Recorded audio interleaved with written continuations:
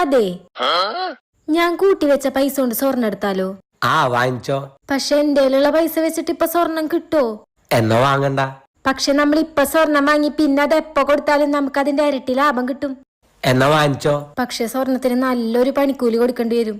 അത് നഷ്ടല്ലേ? എന്നാ വാങ്ങണ്ട. പക്ഷെ ഇപ്പൊ സ്വർണ്ണം ഇട്ട് പുറത്തിറങ്ങി കഴിഞ്ഞാൽ അതൊരു വില തന്നെയാ. എന്നാ വാങ്ങിക്കോ. പക്ഷെ സ്വർണ്ണം ഇട്ട് പുറത്തു പോയി ആരെങ്കിലും പൊട്ടിച്ചോണ്ടോ അതിന്റെ ഉത്തരവാദി ചേട്ടനായിരിക്കും. എന്നാ വാങ്ങണ്ട. ഇന്നലത്തെ സ്വർണത്തിന്റെ വില അനുസരിച്ച് ഇന്ന് 2000 രൂപ കുറവുണ്ട്. നമുക്കിപ്പൊ പോയി എടുത്താലോ? വാങ്ങിച്ചോ. അല്ലെങ്കിൽ നമുക്കൊരു കാര്യം ചെയ്യാം, സ്വർണം വാങ്ങണ്ട, വെള്ളി വാങ്ങാം.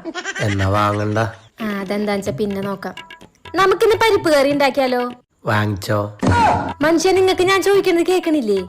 എന്നാ വാങ്ങിക്കണ്ട. ഞാൻ എന്താ ചോദിക്കണേ, നിങ്ങളെന്താ പറയണേ? വാങ്ങിച്ചോ. നിങ്ങക്ക് കുഴപ്പമൊന്നുമില്ലല്ലോ. എന്നാ വാങ്ങിക്കണ്ട. വാങ്ങിച്ചോ.